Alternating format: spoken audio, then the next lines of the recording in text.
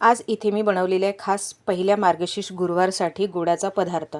तर देवीला पांढरी मिठाई नेहमी प्रसन्न करते। पांढरी मिठाईने माते महालक्ष्मीची पूजा केली जाते। तर आज मी इथे बासुंदी बनवली आहे, पण नेहमीची बासुंदी नाही आहे। इथे ही वेगळी बासुंदी आहे, चवीला अप्रतिम आणि देवीला फार आवडेल।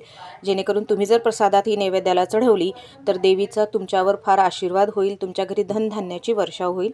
तर इथे कशी बनवलेली आहे ते समोर व्हिडिओत बघूया। त्याआधी तुम्ही जर ही रेसिपी फेसबुकवर बघत असाल तर माझ्या पेजला फॉलो करा आणि यूट्यूबवर बघत असाल तर माझ्या चॅनलला सबस्क्राईब करा। त्याचबरोबर लाईक, शेअर आणि कमेंट नक्की करा आणि व्हिडिओ पूर्ण बघा। हॅलो फ्रेंड्स, मी लतिकाच किचनमध्ये तुमचं स्वागत आहे।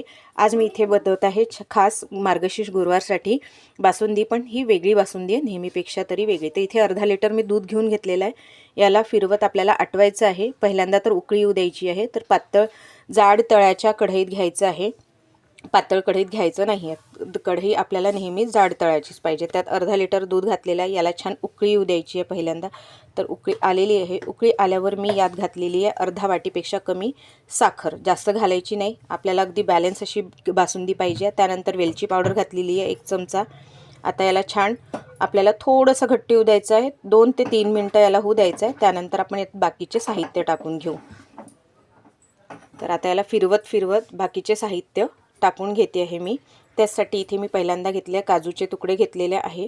तुम्ही कुठलेही ड्रायफ्रूट्स वापरू शकता। तर याला फिरवायचं आपल्याला व्यवस्थित असं। बाजूबाजूला जे लागलेलं आहे ते सुद्धा मलाई काढून दुधातच मिक्स करायचे आहे, जेणेकरून आपली ही बासुंदी छान घट्ट होणार। तर आता इथे 2 मिनटं मी फिरवून घेतलेलं आहे। आता यात समोरची प्रोसिजर। तर सगळ्यात पहिले इथे मी घेतलेले आहे घरच्या आमच्या झाडाचे सीताफळ आहेत, ते सीताफळ घेतलेले आहेत। याचा पल्प काढून मी चॉपरमध्ये टाकलेला आहे। चॉपर 2 ते 3 वेळा करून घ्यायचं, त्याच्याने त्याच्या बिया वेगळ्या निघतात।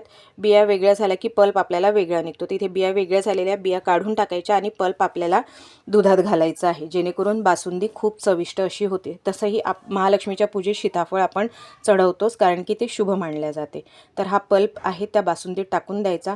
हा पल्प टाकल्यानंतर बासुंदी छान घट्ट होते, अगदी चविष्ट होते। नेहमीच्या बासुंदीपेक्षा तर फार अप्रतिम अशी लागते। तर यात मी पल्प टाकून घेतलेला आहे आणि याला फिरवत आहे। त्याचबरोबर माझ्या चॅनलवर वेगवेगळ्या नवनवीन अशी छान अशा रेसिपीज आहे। गुलाबाची गोड फुलं कशी बनवायची ते सुद्धा मी इथे एंड स्क्रीनला दिलेल्या आहेत। छान एंड स्क्रीनला पण रेसिपीज दिलेल्या आहे, आय बटनला सुद्धा दिलेल्या आहेत। आणि माझ्या चॅनलवर सुद्धा नवनवीन आणि छान अशा रेसिपीज आहेत। तर नक्की व्हिजिट करा, नक्की बघा आणि मला सांगा की तुम्हाला कुठली रेसिपी आवडली। आणि हो, आजची जर रेसिपी तुम्हाला आवडली असेल तर एक लाईक नक्की करा।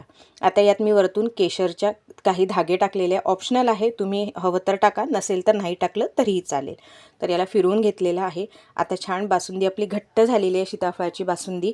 आता याला आपण सर्व करून घेऊ। तेथे बाउल घेतलेला आहे, छान अशी घट्ट बासुंदी इथे मी सर्व करते आहे। तुम्ही अशीही नैवेद्याला चढवू शकता, पण वरतून डेकोरेट केलं की आपल्याही मनाला समाधान वाटतं।